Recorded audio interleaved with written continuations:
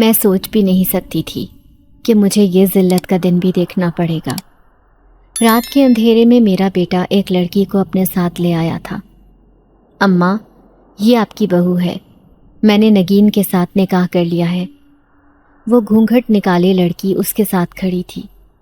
مجھے جس بیٹے سے سب سے زیادہ امیدیں تھیں، جس کی فرما برداری پورے گاؤں میں مشہور تھی، آج اسی نے یہ رنگ دکھایا تھا۔ مجھے یقین نہیں آ رہا تھا۔ لمحے بھر میں پورا گھر جمع ہو گیا تھا۔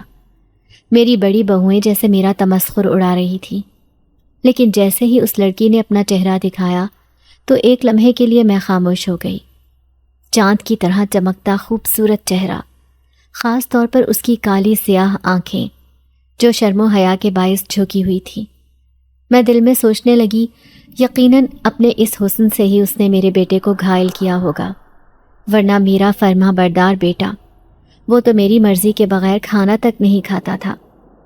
اب میں خاموش ہو گئی تھی۔ میں نے جیسے چپ کا روزہ رکھ لیا تھا۔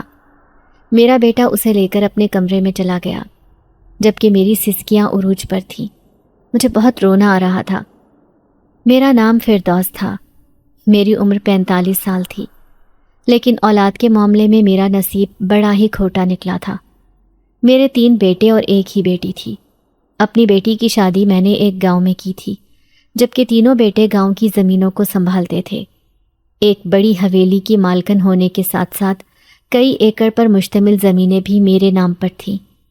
شوہر کی موت کے بعد اکیلے ہی میں نے سب کچھ سنبھالا تھا۔ سوچا تھا کہ بیٹوں کو جوان کر کے بڑھاپے میں سکون حاصل کروں گی، لیکن جیسے ہی بڑے بیٹے کی شادی کی، اس کی بیوی اس قدر تیز ترار اور زبان دراز آئی تھی کہ اس نے آتے ہی میرے بیٹے کو قابو کر لیا۔ دوسرے بیٹے کی شادی کی تو اس کی بیوی بھی انتہائی کامچور اور جاہل آئی تھی۔ بات بات پر شور شرابہ کرنا، رونا دھونا اس کا کام تھا۔ اسے تو میں ویسے ہی کچھ نہیں کہتی تھی۔ میں جو امید کر رہی تھی کہ وہ دونوں میری خدمت کریں گی، بڑھاپے کا سہارا بنیں گی، میرے بیٹے بھی ان سے کہیں گے کہ ان کی ماں نے ان کے لیے کیا کچھ قربان کیا ہے، اپنی زندگی کی خوشیاں، اپنا وقت، اپنی جوانی، سب کچھ میں نے اپنے بچوں کے پیچھے ہی قربان کر دیا تھا۔ لیکن مجھے ان سے یہ امید نہیں تھی۔ شکور میرا سب سے چھوٹا بیٹا تھا اور سب سے فرما بردار بھی۔ سب کہتے ہیں کہ یہ تمہارا بیٹا سب سے اچھا ہے، تمہارا بہت خیال رکھتا ہے، دیکھنا شادی کے بعد بھی نہیں بدلے گا۔ یہی وجہ تھی کہ میں نے زمین کے سارے معاملات اس کے حوالے کر رکھے تھے، اوپر سے یہ حویلی جو اب بہت پرانی ہو چکی تھی۔ سب لوگ کہتے تھے کہ اسے بیچ کیوں نہیں دیتی، اب اپنا نیا گھر تعمیر کرواؤ۔ لیکن اس حویلی میں میری زندگی کی کئی یادیں وابستہ تھیں، اور پھر میرے شوہر کے ساتھ میری زندگی یہیں پر گزری تھی، اس لیے میں کسی قیمت پر بھی اس حویلی کو چھوڑنے کو تیار نہیں تھی۔ حالانکہ میرے بیٹے اور بہوؤں کا ارادہ تھا کہ وہ اس حویلی کو بیچ کر شہر چلے جائیں اور زمینیں بھی بیچ دیں، لیکن میں کسی قیمت پر بھی اپنی زمینیں بیچنے کو آمادہ نہیں تھی۔ یہ سب کچھ میرے نام پر تھا۔ ابھی تک میں نے اپنے کسی بھی بیٹے کے نام پر کوئی جائیداد منتقل نہیں کی تھی۔ یہی وجہ تھی کہ وہ سب اس بات کی وجہ سے یہاں سے کہیں جانے کو تیار ہی نہیں تھے۔ اب میرے سب سے چھوٹے اور فرما بردار بیٹے نے ایک ایسا کام کیا تھا جسے دیکھ کر مجھے اپنی آنکھوں پر یقین نہیں آیا تھا۔ وہ کہہ رہا تھا کہ میں نے اس لڑکی سے نکاح کر لیا ہے۔ مجھے اس سے یہ امید نہیں تھی، لیکن لڑکی سچ میں ہی بہت خوبصورت تھی۔ وہ کہاں سے آئی تھی، کس گاؤں سے اس کا تعلق تھا، میں اس کے بارے میں کچھ بھی نہیں جانتی تھی۔ پھر صبح سویرے میری آنکھ کھلی تو میں یہ دیکھ کر حیران رہ گئی کہ وہ صحن میں جھاڑو لگا رہی تھی۔ میری دونوں بہوئیں تو 10-11 بجے سے پہلے اٹھتی ہی نہیں تھیں۔ مجھے بستر سے اٹھتے ہوئے دیکھ کر وہ مسکراتی ہوئی میرے پاس آئی اور کہنے لگی، اماں جی، آپ کے لیے چائے بنا کر لاؤں؟ اس کی مسکراہٹ بہت خوبصورت تھی۔ میں دل میں تعریف کیے بنا نہ رہ سکی، لیکن اس کی بات کو نظر انداز کر کے کہنے لگی، یہ سب چھوڑو، مجھے بتاؤ کہ تم کون سے گاؤں سے تعلق رکھتی ہو، تمہارے ماں باپ کہاں ہیں، اور ایسے کیسے تم نے میرے بیٹے سے نکاح کر لیا؟ میری بات سنتے ہی اس کے چہرے پر تاریکی چھا گئی۔ وہ کہنے لگی، اماں جی، میرے ماں باپ نہیں ہیں، میں ایک یتیم لڑکی ہوں، چاچا چاچی کے پاس رہتی تھی، لیکن انہوں نے مجھے گھر سے نکال دیا۔ میں کہنے لگی، تم نے کوئی ایسا کارنامہ کیا ہوگا جبھی تو گھر سے نکالا ہے۔ دیکھو تو صحیح، ابھی میرے بیٹے سے نکاح کر لیا۔ جو شریف لڑکیاں ہوتی ہیں وہ ایسے کام نہیں کرتی۔ میری بات سن کر وہ روتے ہوئے کہنے لگی، خدا جانتا ہے کہ میں نے آج سے پہلے آپ کے بیٹے کو دیکھا تک نہیں۔ اس نے خود ہی مجھے اکیلے راستے میں بیٹھا دیکھ کر نکاح کے لیے کہا تھا۔ میں حیران رہ گئی تھی۔ پھر میں اس سے کہنے لگی، اگر تم میرے بیٹے کو نہیں جانتی تھی تو پھر تمہارے چاچا چاچی نے تمہیں گھر سے کیوں نکالا؟ میں نے دیکھا کہ وہ بہت زیادہ پریشان نظر آ رہی تھی۔ پھر کہنے لگی، اماں جی ایک راز کی بات ہے، میں آپ کو نہیں بتا سکتی۔ میں نے ٹھنڈی سانس بھری اور خاموشی اختیار کر لی، لیکن دوسرے ہی لمحے اس نے فٹافٹ چائے بنا کر میرے سامنے رکھی اور ناشتہ بھی بنا دیا۔ اس کا بنایا ہوا لذیذ ناشتہ اور چائے پی کر میں خود کو بہت تازہ دم محسوس کر رہی تھی۔ واقعی اس لڑکی کے ہاتھ میں تو گویا جادو تھا، لیکن میں سوچ میں پڑ گئی کہ آخر وہ کون سی بات ہے جو یہ مجھے بتانا نہیں چاہتی، اور میرے بیٹے کو بھی یہ پہلے سے نہیں جانتی تھی۔ دوسرے دن شکور میرے پاس آیا تھا۔ وہ مجھے کہنے لگا، اماں مجھے معاف کر دو، میں نے آپ کی مرضی کے خلاف اس لڑکی سے نکاح کر لیا۔ میں غصے سے کہنے لگی، لیکن جب تم اسے جانتے ہی نہیں تھے اور نہ ہی اسے پسند کرتے تھے تو پھر تم نے اس سے نکاح کیوں کیا؟ میری بات سن کر وہ چونک گیا۔ پھر کہنے لگا، میں شہر سے گاؤں آ رہا تھا تو میں نے اسے بیچ راستے میں روتے ہوئے دیکھا۔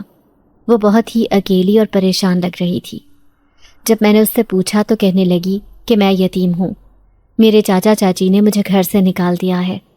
مجھے اس پر بہت ترس آیا، میں اسے اپنے ساتھ لے کر آنا چاہتا تھا، لیکن وہ کہنے لگی کہ میں ایسے ہی نہیں کسی اجنبی پر اعتبار کر سکتی۔ تو میں نے اس سے کہا کہ میں اس سے نکاح کر لیتا ہوں، پھر میں اس کے لیے اجنبی نہیں رہوں گا۔ نہ جانے کیوں اچانک ہی میرے دل نے یہ فیصلہ کیا تھا، حالانکہ میرا ایسا کوئی ارادہ نہیں تھا۔ پھر میں نے مسجد میں جا کر اس سے نکاح کر لیا۔ میں خاموشی سے اپنے بیٹے کی باتیں سن رہی تھی، لیکن میں اسے کہنے لگی کہ تم معلوم تو کرو کہ آخر اس کے چاچا چاچی نے اسے گھر سے کیوں نکالا ہے، اور یہ ایسی کیا بات ہے جو یہ ہم سے چھپا رہی ہے؟ وہ سرگوشی میں کہنے لگا، اماں فکر نہ کریں، میں اس کے بارے میں سب کچھ جاننے کی کوشش کروں گا۔ میں فکر مند تو ہو رہی تھی، لیکن مجھے ایسے لگ رہا تھا جیسے یہ اس بڑی حویلی کے لیے آئی ہوئی چھوٹی بہو بالکل ٹھیک ہے، کیونکہ یہ بڑی ہی خدمت گزار لگ رہی تھی۔ دوسرے دن بھی صبح سویرے اٹھ گئی، پوری حویلی کی صفائی کی، اس قدر تیزی سے کام کرتی کہ میں اس کے ہاتھوں پر حیران رہ جاتی۔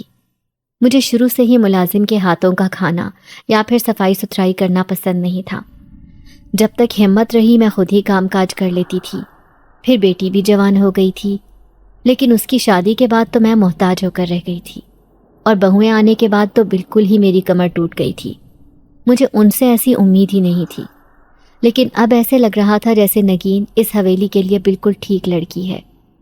گو کہ وہ اپنے ماضی کے بارے میں بالکل بھی نہیں بتا رہی تھی، لیکن پھر بھی اسے آئے ہوئے 3-4 دن ہی ہوئے تھے، لیکن اس کے آنے سے میں کافی پریشانیوں سے دور ہو گئی تھی۔ لیکن ایک رات میری آنکھ کھلی تو میں حیران رہ گئی۔ میرا بیٹا پورے صحن میں چکر لگا رہا تھا، کبھی اوپر جاتا تو کبھی صحن میں، تو کبھی ان خالی کمروں کو کھول کھول کر دیکھتا جو سالوں سے بند پڑے تھے۔ اس حویلی میں کمروں کی تعداد کم نہیں تھی، لوگ کم تھے لیکن کمرے بہت زیادہ۔ میں حیران تھی کہ وہ کس چیز کی تلاش میں ہے۔ جیسے ہی میں اس کے سامنے گئی تو وہ مجھے دیکھ کر حیران رہ گیا، کہنے لگا، اماں آپ ابھی تک جاگ رہی ہیں؟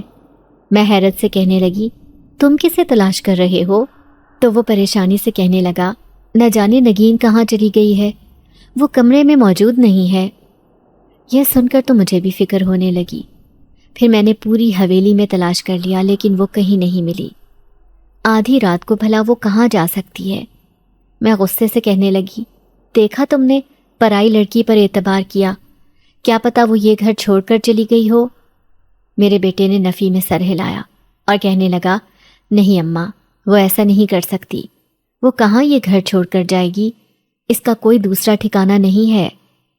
اچانک ہی میری نظر حویلی کے باغیچے میں پڑی، میرے پیروں تلے سے زمین نکل گئی تھی۔ وہاں ایک لڑکی بے ہوش پڑی تھی، اور وہ نگین کے علاوہ بھی کوئی نہیں ہو سکتی تھی۔ جلدی سے میرا بیٹا اٹھا کر اسے کمرے میں لایا۔ کافی دیر بعد اسے ہوش آیا تھا۔ میں پریشانی سے کہنے لگی، کیا ہوا تھا تمہیں؟ کیوں بے ہوش ہو گئی تھی؟ اسے جیسے کچھ یاد آیا تھا۔ اچانک ہی اس نے دونوں ہاتھوں میں چہرہ چھپا کر رونا شروع کر دیا۔ وہ کہنے لگی، میں تو پانی پینے کے لیے کچن میں گئی تھی، لیکن مجھے وہاں درخت کے نیچے کھڑا ہوا کوئی دکھائی دیا تو میں اسے دیکھنے کے لیے باغیچے میں گئی، لیکن جیسے ہی میری نظر اس وجود پر پڑی تو میں اس کے خوفناک چہرے کو دیکھ کر بے ہوش ہو گئی۔ وہ بہت ہی زیادہ ڈراؤنا تھا۔ اماں جی، کیا اس حویلی میں آسیب ہیں؟ وہ مجھ سے سوال کر رہی تھی۔ میں حیرت سے کہنے لگی، ارے نہیں، ایسی کوئی بات نہیں ہے، ہمیں تو کبھی کچھ ایسا محسوس نہیں ہوا۔ وہ بہت زیادہ خوفزدہ لگ رہی تھی۔ میرا بیٹا اسے سمجھاتے ہوئے کہنے لگا، تم نے کسی اور کو دیکھا ہوگا، لیکن رات کو اندھیرے میں تمہیں اس سے ڈر لگ رہا ہوگا۔ وہ اسے بہلا رہا تھا، لیکن نہ جانے کیوں مجھے یہ سب جھوٹ لگ رہا تھا۔ ایسے لگ رہا تھا جیسے میری یہ چھوٹی بہو مجھ سے جھوٹ بول رہی ہے۔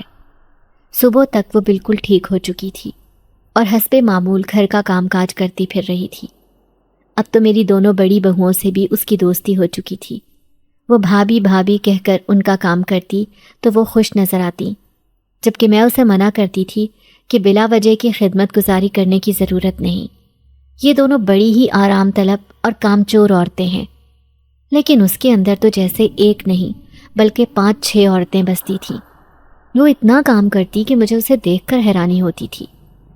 اب میں اچھے سے زمین کے معاملات سنبھال رہی تھی، جبکہ میرے بیٹے ضد کر رہے تھے کہ انہیں برابر کا حصہ دے دیا جائے تاکہ وہ اپنے مستقبل کے بارے میں فیصلہ کریں۔ لیکن میں جانتی تھی جیسے ہی میں نے انہیں ان کا حصہ دیا، وہ یہ حویلی چھوڑ کر چلے جائیں گے اور شہر جا کر آباد ہو جائیں گے۔ لیکن میں اپنے اس دل کا کیا کرتی؟ تھی تو وہ میری ہی اولاد۔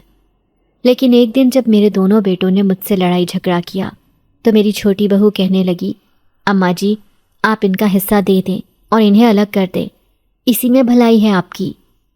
اس نے ایسے انداز میں سمجھایا کہ میں نے دل پر پتھر رکھ کر ان کا حصہ ان کے حوالے کر دیا تھا۔ اور پھر وہی ہوا جس کا ڈر تھا۔ وہ سب اپنا اپنا حصہ لے کر شہر میں جا کر آباد ہو گئے، اور میں اتنی بڑی حویلی میں اپنے چھوٹے بیٹے اور چھوٹی بہو کے ساتھ اکیلی رہ گئی۔ اب گاؤں کی زمینوں کو میرا چھوٹا بیٹا سنبھال رہا تھا، جبکہ پوری حویلی میری چھوٹی بہو نے سنبھال لی تھی۔ وہی اس کی صاف ستھرائی کرتی اور سارا کام کرتی، میری خوب خدمت بھی کرتی تھی۔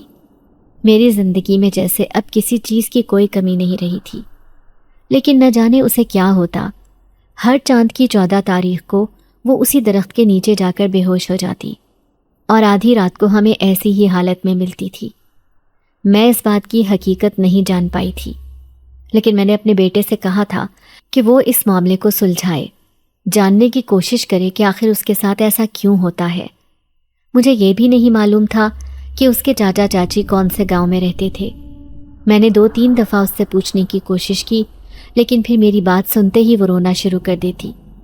اس نے مجھے ابھی تک کچھ بھی نہیں بتایا تھا، لیکن وہ کہتی کہ مجھے وہاں پر کوئی خوفناک چہرہ دکھائی دیتا ہے، اسی لیے میں وہاں جا کر بے ہوش ہو جاتی ہوں۔ مجھے اس کی یہ من گھڑت بات کی سمجھ نہ آتی تھی، لیکن ایک دن وہ ہوا جس کا مجھے یقین نہیں آیا تھا۔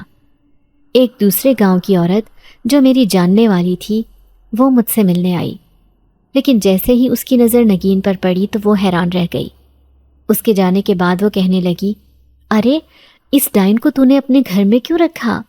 یہ تو تجھے اور تیرے بیٹے کو کھا جائے گی، دیکھنا تیری حویلی کو برباد کر دے گی۔ میں اس عورت کی بات پر ناراض ہو گئی اور کہنے لگی، تم ایسا کیوں کہہ رہی ہو؟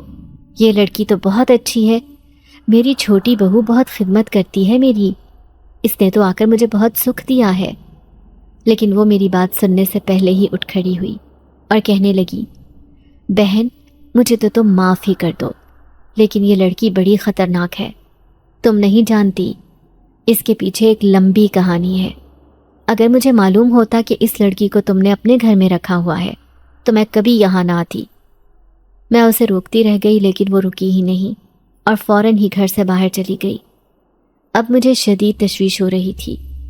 میں حقیقت کے بارے میں جاننا چاہتی تھی، لیکن حقیقت مجھے میری چھوٹی بہو ہی بتاتی، جبکہ وہ کچھ بتانے پر تیار ہی نہیں تھی۔ میرے دل میں خیال آیا کہ میں اس کے گاؤں جاتی ہوں، وہاں سے مجھے اس کے بارے میں ضرور معلومات مل جائیں گی۔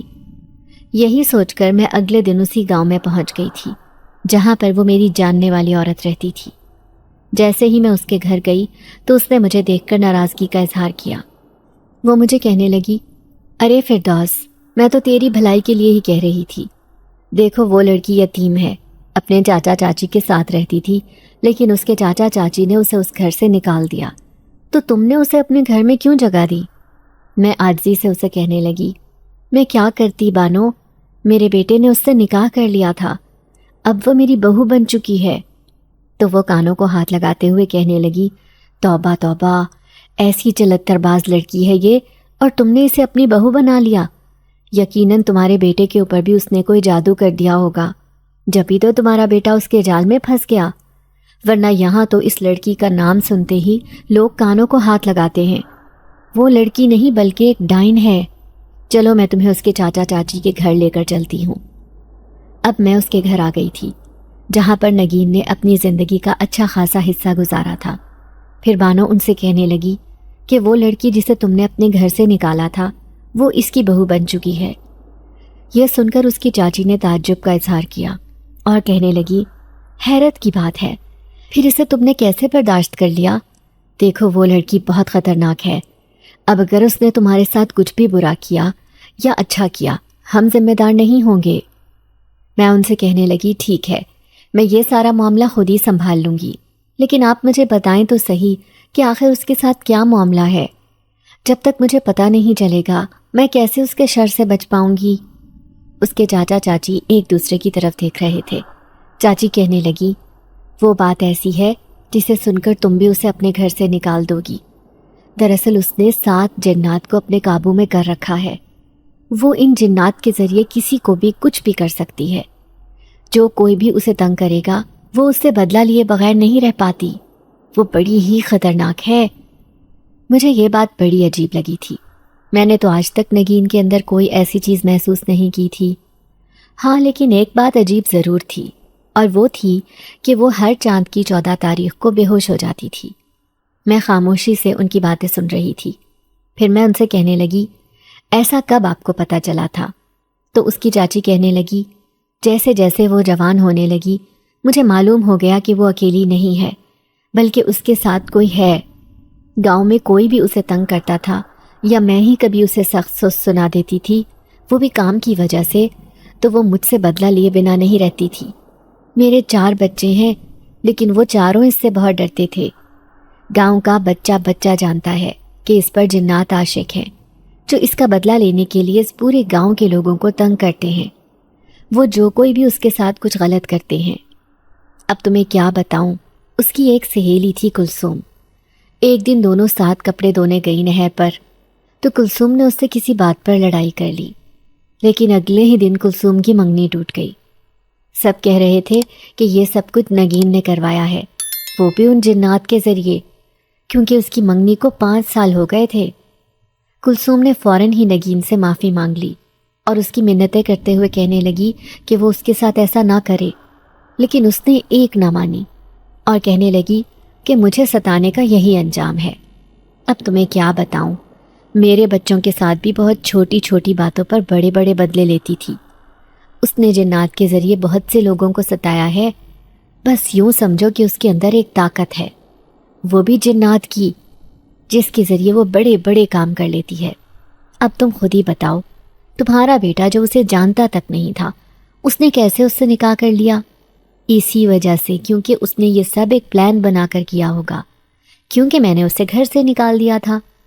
مجھے کئی دن تک ڈر بھی لگا رہا کہ وہ کہیں مجھ سے بدلہ لینے کے لیے میرے ساتھ کچھ نہ کر بیٹھے، لیکن پھر جب پتہ چلا کہ وہ کسی دوسرے گاؤں چلی گئی ہے اور وہاں جا کر اس نے شادی کر لی ہے، تب یہ بات سن کر میری جان میں جان آئی۔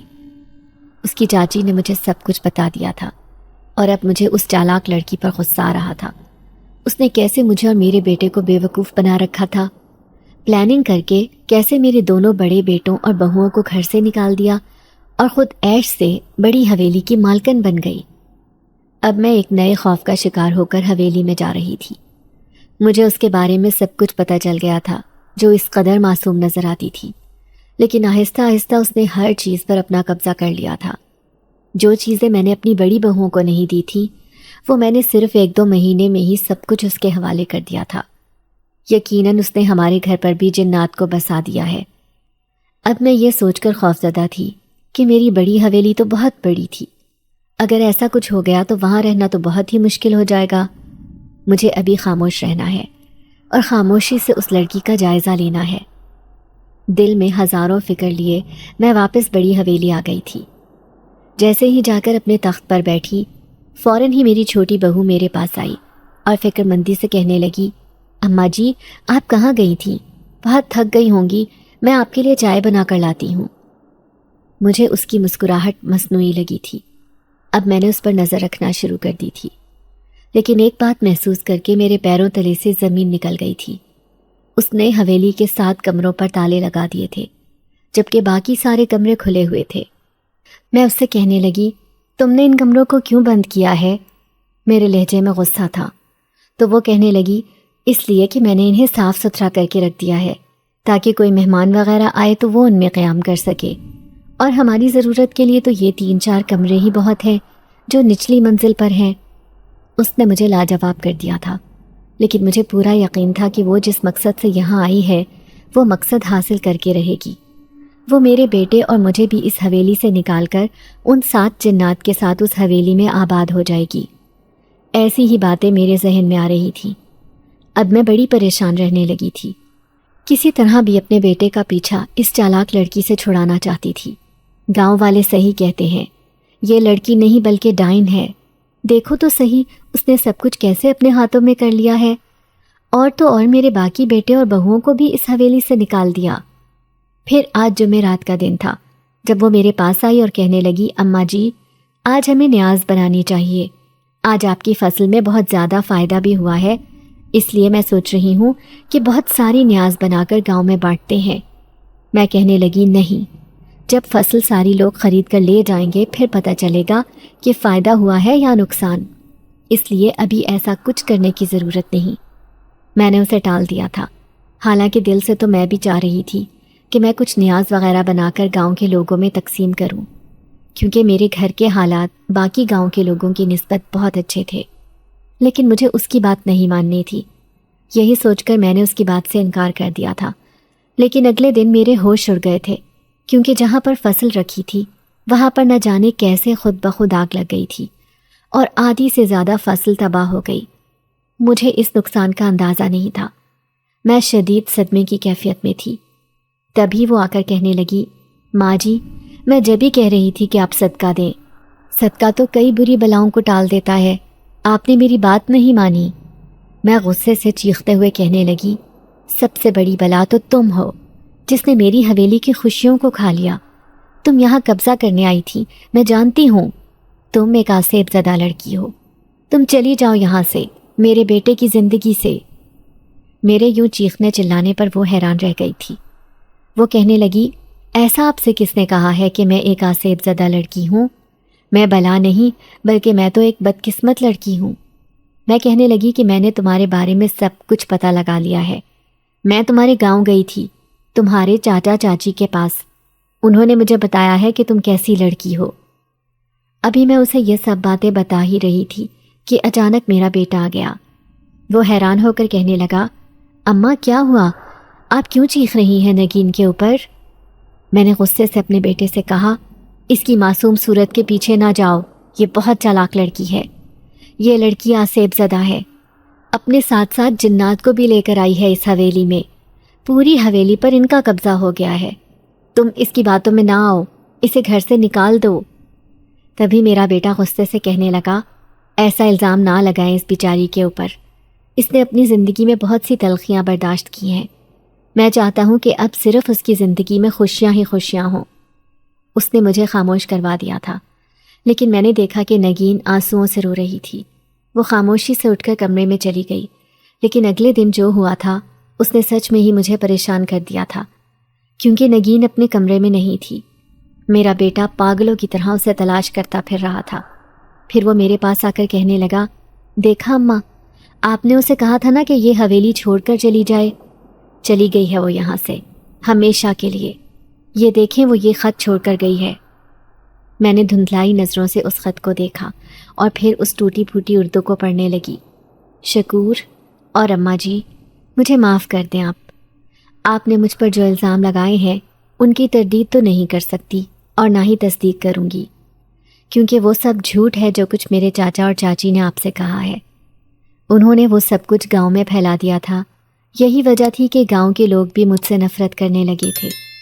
میں ایسی نہیں ہوں، میرے ساتھ کوئی جنات نہیں ہے، بلکہ جو کچھ بھی میرے ساتھ ہوتا ہے وہ سب میرے چاچا اور چاچی نے میرے ساتھ کیا ہے۔ آپ کو یقین نہیں آئے گا، لیکن گاؤں کی آدھی زمینوں کی مالک میں ہوں، نگین مصطفیٰ احمد، ایک بڑے وڈیرے کی بیٹی۔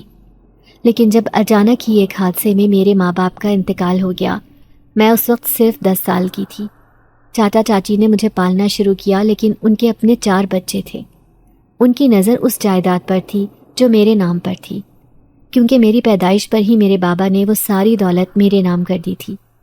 میں بلا کی خوبصورت تھی، جیسے چاند کی 14ویں شب ہو، اور اس خوبصورتی کا احساس مجھے تب ہوا جب میں 16 سال کی ہو گئی۔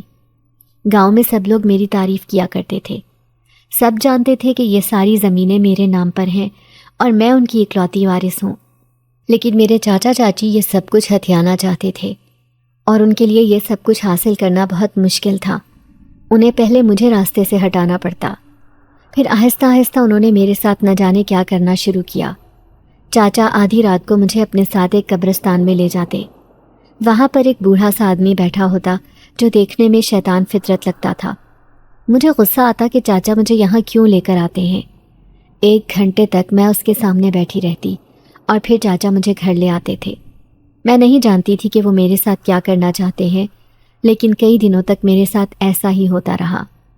21 دن کے بعد میرے ساتھ وہ ہوا جس کا مجھے یقین نہیں ہوا تھا، جو میرے وہم و گمان میں بھی نہیں تھا۔ جب مجھے غیر فطری چیزیں دکھائی دینے لگی، وہ اس قدر خوفناک ہوتی کہ میں انہیں دیکھ کر چیخیں مارتی تھی۔ میرا یہ ڈر لوگوں کے سامنے بھی ظاہر ہونے لگا، کسی سے کچھ مخفی نہیں رہا تھا۔ گھر میں چاہے لوگ آئے ہوئے ہوتے یا پھر کوئی اور مہمان، میں سب کے سامنے ایسی ہی حرکتیں کرتی تھی۔ چاچا چاچی، خدا کے لیے مجھے بچاؤ، وہ دیکھو سامنے کوئی کھڑا ہے۔ میں کسی کا لحاظ نہیں کرتی تھی۔ جب بھی وہ مجھے دکھائی دیتے، میں سب سے کہتی کہ مجھے بچا لو، وہ مجھے اپنے ساتھ لے جائیں گے۔ نہ جانے میں یہ سب کیوں کر رہی تھی، یا میرے ساتھ ایسا کیوں ہو رہا تھا۔ میں اس کی وجہ کیسے پتہ لگاتی؟ میں تو اس وقت بہت کم عمر تھی، معصوم تھی، مجھے دنیا کی سمجھ نہیں تھی۔ لیکن آہستہ آہستہ ہر آئے گئے کے سامنے چاچی کہنے لگی، ارے دیکھو تو صحیح، اس لڑکی نے نہ جانے کیا کر لیا ہے خود کے ساتھ۔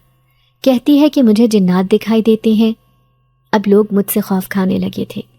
پھر ایک دن چاچا چاچی نے مجھے کمرے میں بند کر دیا اور بالکل اندھیرا کر دیا۔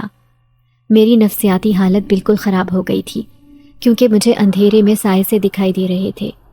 میں مسلسل رو رہی تھی، خدا کے لیے چاچا چاچی مجھے یہاں سے باہر نکالو، مجھے بہت ڈر لگ رہا ہے۔ لیکن 3 دن تک مسلسل ایک ہی کمرے میں بند رہنے کی وجہ سے میری ذہنی حالت اتنی خراب ہو گئی تھی کہ میں اب لوگوں کو دیکھ کر بھی چیخیں مارتی۔ سب لوگوں کو یقین تھا کہ یہ لڑکی آسیب زدہ ہے۔ پھر وہ مجھے ایک عامل کے پاس لے گئے، لیکن وہ بھی ان کی سازش ہی تھی۔ عامل نے سارے گاؤں کے سامنے کہا تھا کہ اس لڑکی پر 7 جنات عاشق ہیں، جو اس نے ایک خاص عمل کر کے اپنے اوپر عاشق کیے ہیں، کیونکہ وہ ان کی مدد لے کر گاؤں کے سب لوگوں کے اوپر حکومت کرنا چاہتی ہے، کیونکہ اس کے نام پر بہت ساری زمینیں ہیں، گاؤں کا آدھا حصہ اس کے نام پر ہے۔ یہ ایک جھوٹی کہانی تھی، لیکن عامل نے سارے گاؤں کے لوگوں کو بے وقوف بنا دیا تھا۔ گاؤں کے لوگ مجھ سے نفرت کر رہے تھے۔ سب کہنے لگے، ارے اس لڑکی کو اس گاؤں سے باہر نکالو، پھر ہی ہمیں اس سے چھٹکارا ملے گا، ورنہ یہ تو ہم پر حاوی ہو جائے گی۔ ہم نہیں چاہتے کہ ہماری جوان بیٹیوں پر کسی جنات وغیرہ کا اثر ہو۔ یوں سب لوگوں نے چاچا چاچی کو مشورہ دیا کہ اس لڑکی کو اس گاؤں سے باہر نکال دو، یہی ہمارے لیے بہتر ہے۔ انہوں نے رات کے اندھیرے میں مجھے گھر سے باہر نکال دیا تھا۔ میں بھی جانتی تھی کہ وہ ظالم لوگ اللہ تعالیٰ کی ہر حد کو پار کر چکے ہیں اور میرے ساتھ کچھ بھی کر سکتے ہیں، ہو سکتا ہے کہ مجھے جان سے ہی مار دیں۔ یہی سوچ کر میں نے گھر چھوڑنے کا فیصلہ کیا، کیونکہ وہ اب مجھے گھر میں رکھنے کو تیار نہیں تھے۔ پھر میں پیدل ہی پیدل نہ جانے کسی انجان منزل کی طرف جانے لگی۔ جس کا مجھے خود بھی علم نہیں تھا، لیکن راستے میں مجھے ایک لڑکا نظر آیا جو مجھے روتے ہوئے دیکھ کر بہت پریشان لگ رہا تھا۔ پھر وہ میرے سامنے بیٹھ گیا، اس نے مجھے کھانا بھی دیا اور پانی بھی پلایا۔ یہ دیکھ کر میری جان میں جان آئی کہ ابھی بھی لوگوں میں انسانیت زندہ ہے۔ پھر وہ مجھے اپنے گھر کی داستان سنا رہا تھا کہ کس طرح ہم ایک دوسرے کے کام آتے ہیں۔ جہاں کی بڑی حویلی کی مالکن اس کی ماں ہے جو بہت ہی اچھی عورت ہے۔ میں نے اس کے منہ سے اس کی ماں کی اتنی تعریفیں سنی کہ میں اس بڑی حویلی میں جانے کے لیے تیار ہو گئی، لیکن مجھے جانے کے لیے یہی راستہ نظر آیا کہ میں اس لڑکے سے نکاح کر لوں۔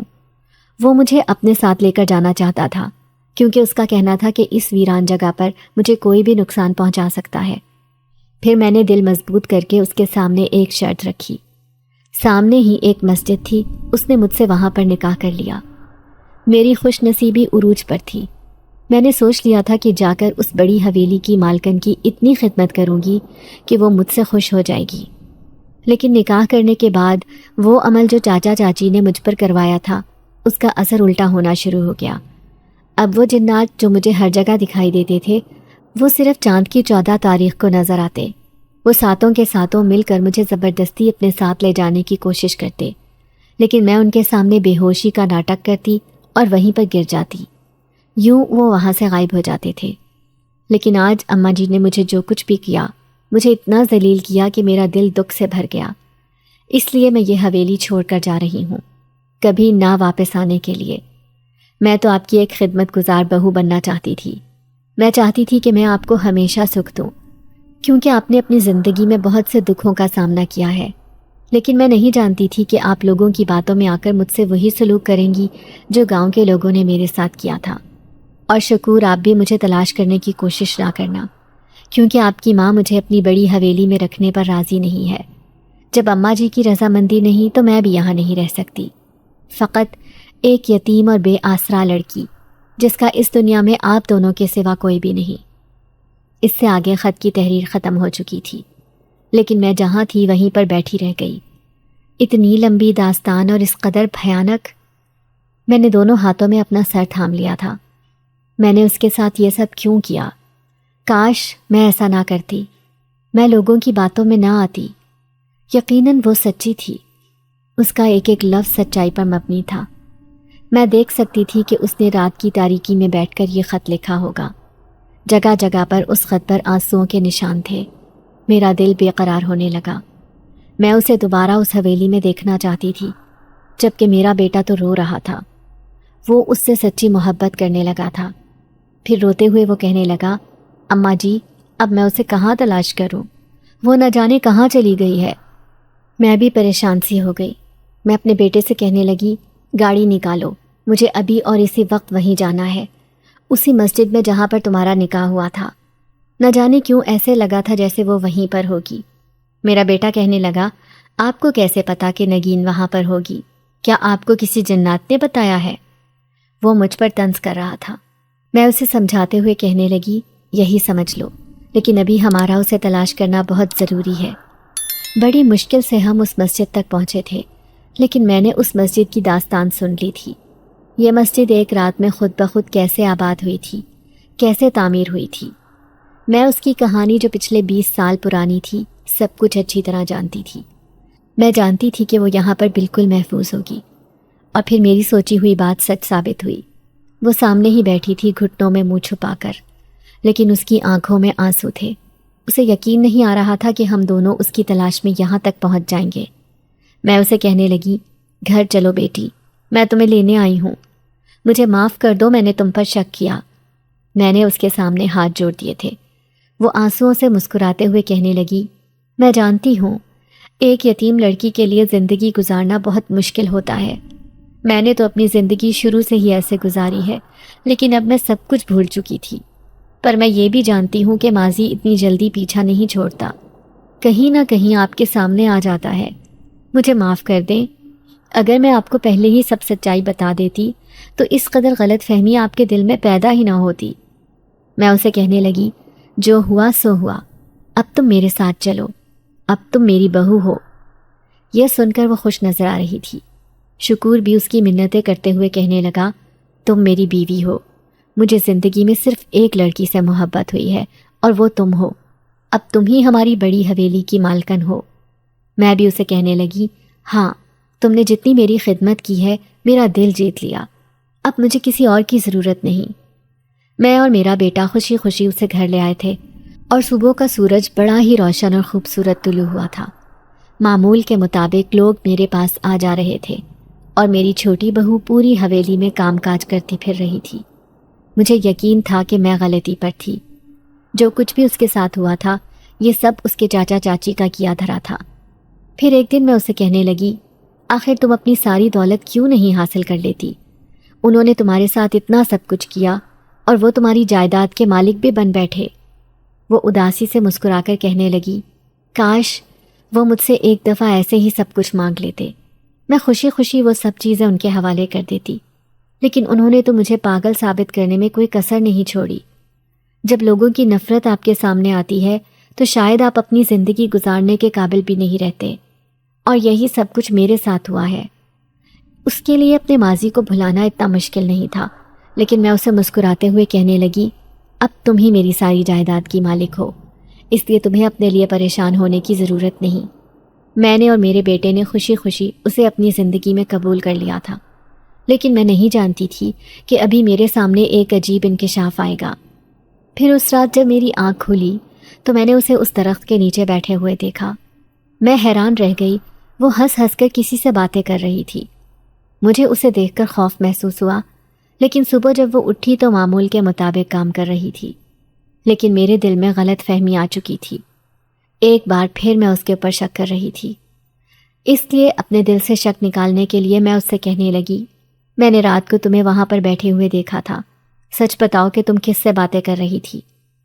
یہ سن کر اس نے سر جھکا لیا، پھر کہنے لگی، سچ بات تو یہ ہے اماں جی، چاچا چاچی نے مجھ پر عمل کروایا تھا تو وہ جنات میرے سامنے آنے لگے۔ میں انہیں دیکھ کر بہت خوف زدہ ہوتی تھی کیونکہ وہ تعداد میں کئی زیادہ تھے، لیکن میرے رونے کو دیکھ کر وہ بجائے مجھے ڈرانے کے میرے پاس آتے، مجھے تسلی دیتے۔ جب کافی وقت گزر گیا تو مجھے ان کی عادت ہو گئی تھی، لیکن جب چاچا چاچی نے دیکھا کہ ان کے عمل کا مجھ پر کوئی اثر نہیں ہو رہا تو وہ مجھ سے چڑھنے لگے، اور انہوں نے پورے گاؤں میں یہ مشہور کر دیا تھا کہ میں ایک آسیب زدہ لڑکی ہوں۔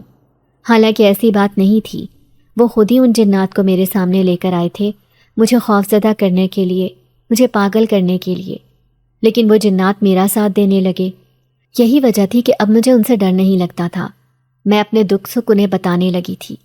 ابھی بھی میں ان سے پیچھا نہیں چھڑا سکتی، کیونکہ انہوں نے میرا ایسے وقت میں ساتھ دیا تھا جب کوئی بھی میرے ساتھ نہیں تھا۔ میں خود کو بہت اکیلا محسوس کرتی تھی، لیکن وہ میرے ساتھ ہوتے تو میں اپنے آپ کو اتنی آزمائش میں محسوس نہیں کرتی تھی، بلکہ ایسا لگتا تھا کہ کوئی میرے ساتھ ہے جو میرے اس دنیا میں جینے کو آسان بنا رہا ہے۔ یہ سن کر مجھے بڑی حیرت ہوئی تھی۔ پھر میں نے اسے اس کے حال پر چھوڑ دیا۔ یہ اس کا معاملہ تھا، وہ میری خوب خدمت کرتی تھی، ایک خدمت گزار بہو تھی، اس لیے مجھے اس سے کوئی شکایت نہیں تھی۔ اوپر سے میرا بیٹا اس سے بہت محبت کرتا تھا، لیکن تب مجھے پریشانی ہونے لگی جب پتہ چلا کہ وہ حاملہ ہے۔ اب میں نہیں چاہتی تھی کہ وہ جنات کے ساتھ رہے، ان سے بات چیت کرے، کیونکہ مجھے لگتا تھا کہ ہونے والے بچے پہ ان کا اثر ہو جائے گا۔ پھر میں نے اسے دبے لفظوں میں منع کیا، اسے سمجھاتے ہوئے کہنے لگی کہ پہلے کی زندگی میں اور اب کی زندگی میں بہت فرق ہے، اس لیے تمہیں انہیں منع کرنا ہوگا کہ اب وہ تمہارے سامنے آنا چھوڑ دیں۔ وہ مایوسی سے کہنے لگی، ایسا ناممکن ہے، کیونکہ وہ تعداد میں کئی زیادہ ہیں۔ اگر میں ایک کو منع کروں گی تو دوسرا آ جائے گا، دوسرے کو منع کروں گی تو تیسرا، غرض کہ ان میں سے کوئی نہ کوئی مجھے دکھائی دیتا ہے، اور ہر چاند کی 14 تاریخ کو وہ مجھ سے ملنے ضرور آتے ہیں۔ اب میں اس کا بہت خیال رکھتی تھی، لیکن ایک دن اس کے چاچا چاچی حویلی میں چلے آئے، وہ اسے دیکھنے کے لیے آئے تھے۔ پھر اس کی چاچی دبے لفظوں میں مجھے کہنے لگی، کیا آپ نے پھر بھی اسے گھر میں رکھا ہوا ہے؟ کیوں نہیں اسے گھر سے نکال دیتی؟ میں غصے سے کہنے لگی، آپ لوگوں نے اس کے ساتھ دھوکہ کیا اور اس کے اوپر الزام لگا رہے ہیں، شرم آنی چاہیے آپ کو۔ میرے گھر میں دولت کی کوئی کمی نہیں، نہ ہی جائیداد کی، لیکن پھر بھی مجھے اس دولت کا کوئی لالچ نہیں، کیونکہ سب جانتے ہیں کہ یہ سب کچھ اسی دنیا میں رہ جائے گا تو صرف انسان کے اعمال۔ اس لیے آپ لوگوں کو اس لڑکی سے معافی مانگنی چاہیے جو یتیم ہونے کے ساتھ ساتھ بہت سے دکھ برداشت کرتی رہی ہے، اور یہ سب دکھ آپ کے دیے ہوئے ہیں۔ میں نے انہیں شرم دلانے کی کوشش کی۔ میں نے دیکھا کہ ان کے چہرے پر مایوسی تھی، شاید وہ اپنا مقصد پورا ہوتے ہوئے نہیں دیکھ پائے تھے۔ وہ مجھے میری بہو سے متنفر کرنا چاہتے تھے، لیکن وہ اپنی اس کوشش میں کامیاب نہیں ہوئے۔ الٹا میں نے انہیں بے عزتی کر کے بھگا دیا تھا۔ پھر وقت تیزی سے گزرنے لگا اور نگین ایک بیٹی کی ماں بن گئی۔ بیٹی بھی اسی کی طرح بہت خوبصورت تھی، بالکل چاند کی روشنی کی طرح۔ میں اپنی پوتی کو دیکھ کر خوشی سے پھولے نہ سماتی، لیکن ایک دن میں نے اسے اسی درخت کے نیچے کھیلتے ہوئے دیکھ لیا۔ آدھی رات کو وہ درخت کے نیچے جھولے لے رہی تھی۔